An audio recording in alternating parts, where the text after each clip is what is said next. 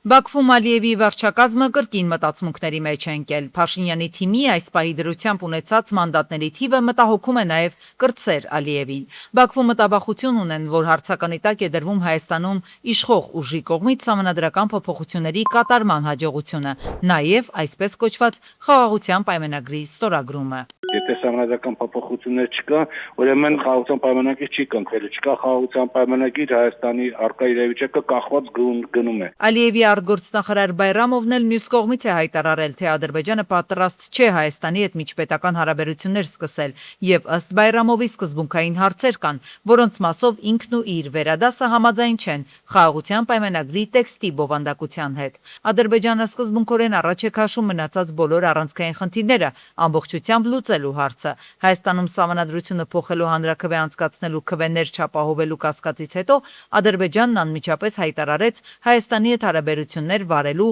նոր պայմանների մասին։ Խաղաղության պայմանագիր չկա, շրջափակումը չի վերացվի։ ԹԻՊ-ը կարող է աշխատել, բայց դա տնտեսական շրջափակման վերացման հետ կապ չունի։ Ըստ սահմանադրագետների Հայաստանում կայացած խորհրդարանական ընտրությունների նախնական արդյունքների համաձայն քաղաքացիական պայմանագիր կուսակցությունը կարող է պահպանել սահմանադրական օրենքներն ինքնուրույն փոփոխելու հնարավորությունը, սակայն չի ստանա բավարար թվով մանդատներ նոր սահմանադրության ընդունման նպատակով հանրաքվե նախաձեռնելու համար։ Սահմանադրական հանրաքվե նշանակելու համար անհրաժեշտ է ազգային ժողովի падգամավորների ձայների առնվազն 2/3-ը։ Նախնական տվյալներով, սակայն քաղաքացիական պայմանագիրը ստանում է 105 մանդատից 64-ը։ Այնպես որ սահմանադրություն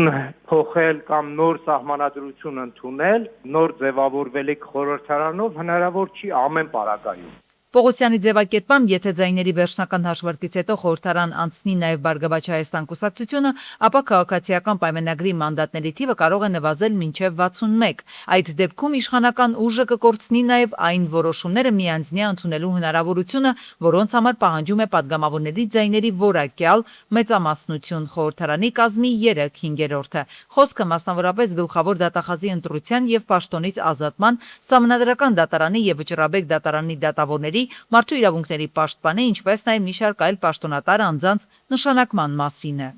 Եթե ասենք թե ԿՊ-ն ուզում է, որ որևէ փոփոխություն կատարի այդ օրենքների մեջ,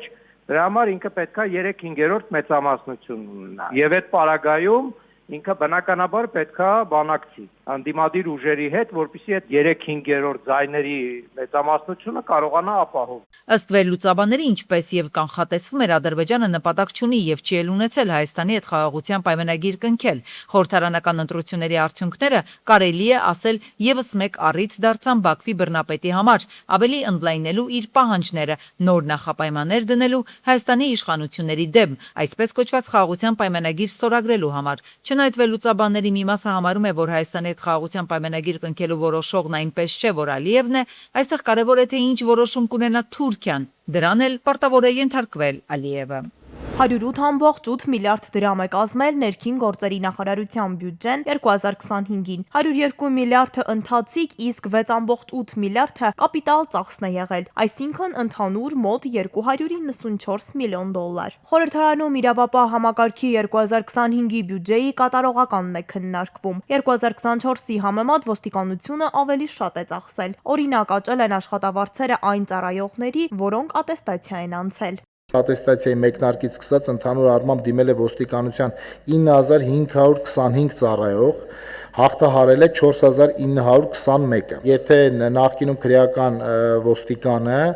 ստանում էր 285,000 շուրջ աշխատավարձ, գերազանց ատեստավորման դեպքում վերջինիս աշխատավարձը կազմել է 585,000 դրամ։ Ներքին գործերի փոխնախարարը խոսում է տարբեր ոլորտներում ձեռքբերումների մասին։ Ավելի շատ թմրանյութ է արգրավվել, ավելի շատ զենք զինամթերք հայտնաբերվել, ավելի շատ հանցագործություն է բացահայտվել։ Նշվում է, որ Հայաստանը աշխարհի անվտանգ երկրների շարքում 13-րդն է, իսկ ոստիկանության գործունեությունը Հայաստանում դրական է գնահատում քաղաքացիների 68%-ը։ Իհարկե պետք է նշել, որ աճել է նաև ծանր ու առանձնապես ծանր հանցագործությունների թիվը։ Դրանք կանխելու եւ բացահայտումն արագացնելու համար դեռ ամիսներ առաջ օրենքով ոստիկանությանը տրվեց մեծ լիազորություն, հասանելիություն պետական համակարգում գտնվող բոլոր տեսախցիկներին, բայց մինչև այժմ այդ համակարգը կարծես չի գործում։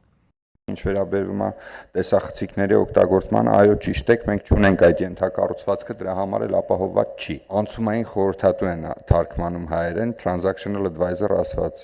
դրա համար համապատասխան տեխնիկական նկարագիր, որպեսզի մենք ունենանք անցումային խորհրդատու, որի միջոցով մենք կփոխենք ամբողջ ինստիտուտը։ Մենակ մեկ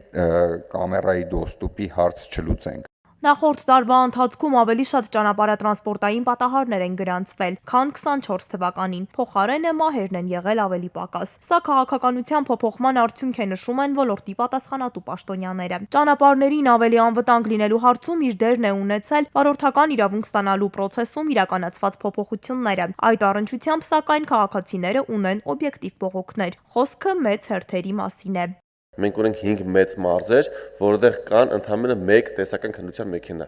Այսինքն, եթե մարզում ապրում է 150,000 բնակչություն, 1 մեքենա բնականաբար չի կարող հասցնել, ավտոպարկը շարունակում է մնալ քիչ։ Այսինքն, այսօր տեսական քննության համար մարդիկ պետք է ամիսները սպասեն։ Եվ նաև սա է պատճառը, որ ունենք տասնյակ հազարավոր զրկված վարորդներ, ովքեր մինչև այս պահ չեն կարողանում հանձնել քննությունը։ 2025-ին իրավապահ համակարգում իրականացված եւ դեռ չավարտված բարեփոխումներից մեկն էլ, որն արտացոլվել է բյուջետային ծախսերում, նոր կենսաչափական անձնագրերի մշակումն է, որի շնորհիվ ըստ բարձրաստիճանների խոստումների Հայաստանը մեկ քայլով ավելի մոտ կլինի Եվրամիության հետ ազատ վիզային ռեժիմի կիրառմանը։ Ի դեպ, անձնագրերի մասին առաջիկայում վերանայվելու է Հայաստանի քաղաքացիություն ստանալու կարգը։ Արձանագրում ենք, որ քաղաքացիության ինստիտուտի հետ կապված ունենք խնդիրներ, Հայաստանի Հանրապետության քաղաքացի դառնալը բավականին դյուրին է։ Մենք նախատեսում ենք քաղաքացիության ձեռքբերման գործընթացի որոշակի հստակեցումներ, կարող են ասել նույնիսկ որոշակի բարդեցումներ։ Պատգամավորներից մեկը առաջարկեց քաղաքացիությանը վերաբերող օրենսդրության փոփոխման համատեքստում անդրադառնալ նաև երկրից երկար բացակայած Հայաստանի քաղաքացիների ընտրության մասնակցության հարցին։ Այս թեման հատկապես ակտիվ քննարկումների դաշտ մտավ վերջին շաբաթներին ընտրական process-ների համատեքստում։ 2026-ի ապրիլին 2025-ի ապրիլի համեմատ Հայաստանում գրանցվել է զբոսաշրջիկների թվի 39% աճ։ Հունվար-ապրիլ ժամանակահատվածում նախորդ տարվա համեմատ աճը կազմել է 34%։ Կառավարությունում վերջերս հրապարակեցին այս տեղեկությունը։ Նշվեց մեկ այլ տվյալ ևս։ Հայաստան եկող զբոսաշրջիկների դիվերսիֆիկացիայի տեղի ունեցել, այսինքն տուրիստներ են սկսել գալ Հայաստան տարբեր պետություններից։ Եթե 2023 թվականին մեր ընդհանուր զբոսաշրջիկների մեջ Ռուսաստանի Դաշնությունից եկողները այս նույն ժամանակահատվածում հունվար-ապրիլ եղել են 52%-ը,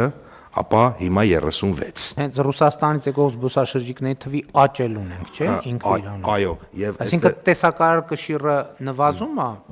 բայց բացարձակ թիվը ավելանում է։ Օրինակ նշել, որ անցած տարի էլ ենք Ռուսաստանի դեպքում եղել 36%, բայց եթե անցած տարի 183,700 է եղել թիվը,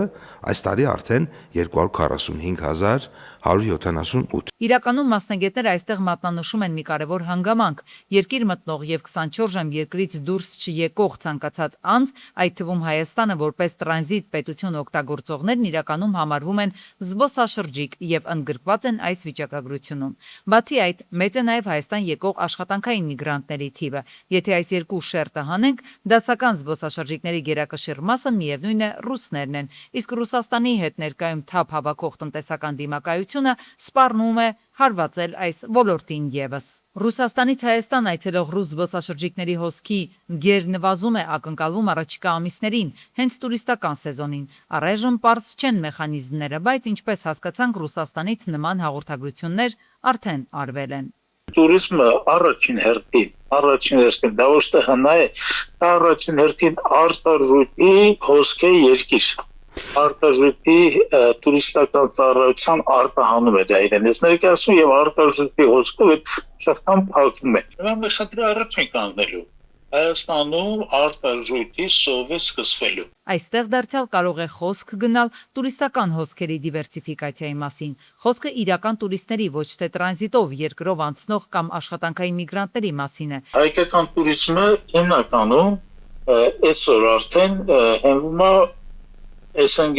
ԱՊՀ երկրների տուրիստների վրա։ Եվրոպական երկրների տուրիստական հոսքերը առավելապես Հունաստան են վերջանում,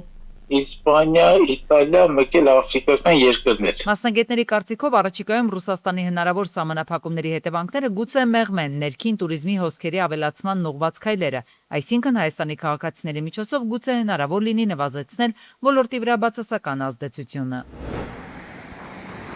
Հունիսի 8-ին Նիսանը Չարենցավանի վարչական տարածքում բախվել է ծառին սեփականատիրոջ, վարորդի, ինչպես նաև վթարի հետևանքով դժվարների մասին տեղեկությունները ճշտվում են։ Բարեկները պարզեցին, հաստատվեց նրանց տեղեկությունը, որ վթարի հետևանքով մեկ հոգի տեղափոխվել է Չարենցավան բժշկական կենտրոն,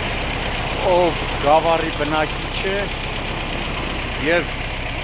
2000 թվականին ծնված։ Արդեն աշխատանքներ են իրականացնում հայտնաբերելու այն ավտոմեքենան, որը որ վթարային իրավիճակ է ստեղծել, ապա դեպքի վայրից հեռացել։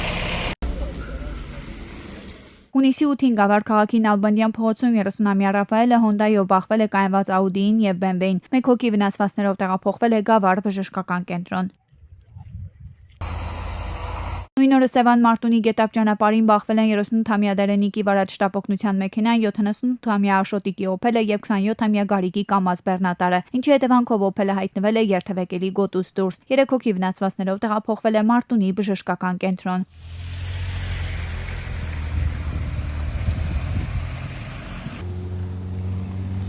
Հունիսի 8-ին Սպիտակի Բոլորաններում 60-ամյա Աշոտը Kia Sorento-ով դուրս է եկել երթևեկելի գոտուց, բախվել հողաթմբերին ու կողաշրջվել։ Մեկ հոգի վնասվածքներով տեղափոխվել է Սպիտակ բժշկական կենտրոն, օպերատիվ են գործել Փրկարար Ծառայության Սպիտակի շեշ փրկարարական ջոկատի փրկարարները։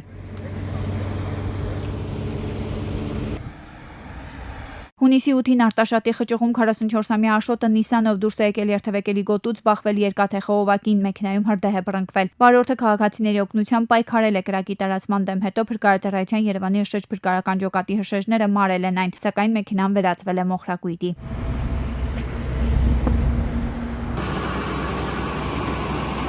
Եվ հունիսի 8-ին Բյուզանդի փողոցում դարնապրած հաստաբուն ծառը արմատից պոկվել է, հենվել մեկ այլ ծառի։ Փրկարարներն ավտոսանդուղքի օգնությամբ բենզինային սղոցով մասնատել են ծառը, տեղափոխել անվտանգ տարածք։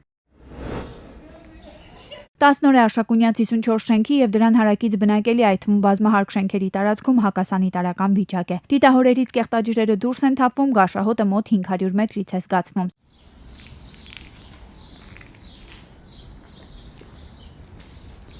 Անտանելի վիճակը, հոտը սպանում է։ Այստեղ էլ սենց էլ պիտի գնաց դեպի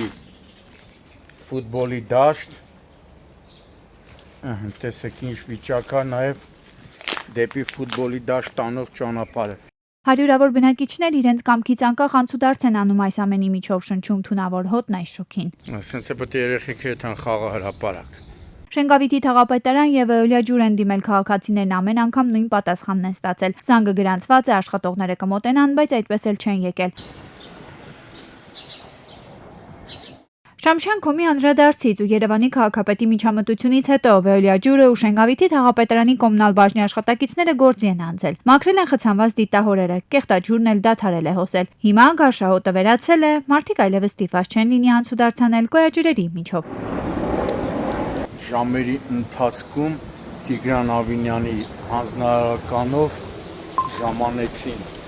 Յոլա ջրի եւ Շենգավիթի թաղապետարանի կոմունալի բաժնի աշխատակիցները եւ տեսնում եք ամբողջ արդեն կեղծաջրերը հեռացվել է, մաքրել են դիտահորերը, բայց դա ինձ թվում է ժամանակավոր լուծում է։